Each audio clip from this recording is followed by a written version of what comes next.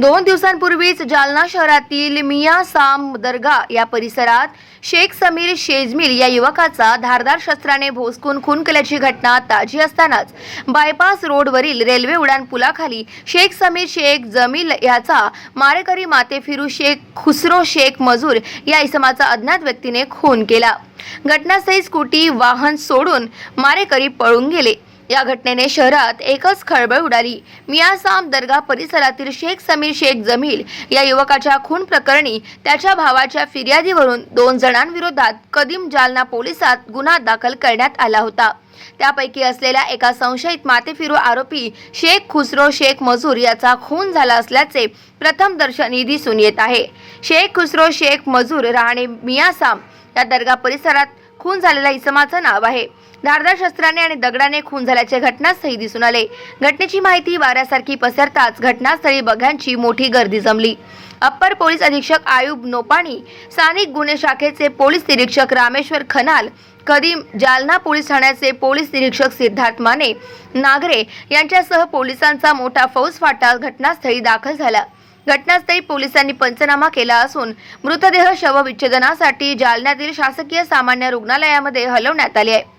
दरम्यान सदरील घटनेबाबत तालुका जालना पोलिसांनी तातडीने तपास चक्र फिरवत संशयित आरोपी शेख शफीक यास ताब्यात घेतले। पुढील कारवाई पोलीस करीत आहे। सकाळी कदीम जालना पोलीस स्टेशन हद्दीत रेल्वे पटरीच्या बाजूने एका व्यक्ती खुसरो शेख नावाच्या व्यक्तीचा काही लोकांना मारहाण करून आणि चाकूनी स्टॅबिंग करून मर्डर केल्याची घटना घडलेली आहे। पोलीस पण तो ज्याचा मर्डर झाला आहे 2 दिवस अगोदर एक असाच मर्डरची घटना घडली, त्यामधला तो आरोपी होता आणि पोलीस त्याला 2 दिवसापासून शोधत होती। पण सदरचा व्यक्ती जंगलात त्यांनी कब्रिस्तान वगैरेमध्ये लपत होता आणि आज त्याच्यासोबत त्या अगोदरची घटनाचे नातेवाईक आणि काही मित्रांनी मारहाण करून ही घटना घडलेली आहे।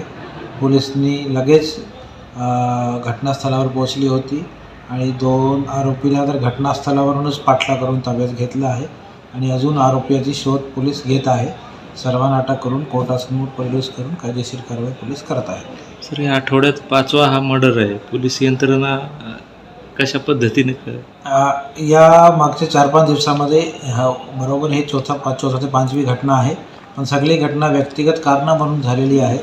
पण तरीही याच्यामध्ये सर्व पोलीस स्टेशन्सला खासकर जालनामधले जो 3-4 पोलीस स्टेशन आहेत त्यांना गस्त वाढवण्याची, तसंच रेकॉर्डवरचे गुन्हेगार चेक करणे आणि जास्तीत जास्त जो लोक असे आर्म्स घेऊन चाकू किंवा काही कोयता किंवा तलवार असे बाळगतात त्याच्यावर शोध घेऊन कारवाई करण्याचे आदेश दिलेले आहेत। तसेच रात्रीमध्ये ऑल आउट ऑपरेशन घेऊन रेकॉर्डवरचे क्रिमिनल्सला पोलीस स्टेशनला बोलवून त्याच्यावर प्रतिबंधक कारवाई करण्याची आजपासून 15 दिवसाची विशेष मोहीम सुरू केलेली आहे। याचा नक्कीच पुढच्या दिवसामध्ये आपल्याला रिझल्ट दिसेल। गाव माझा न्यूज करिता भरत लहाने, जालना।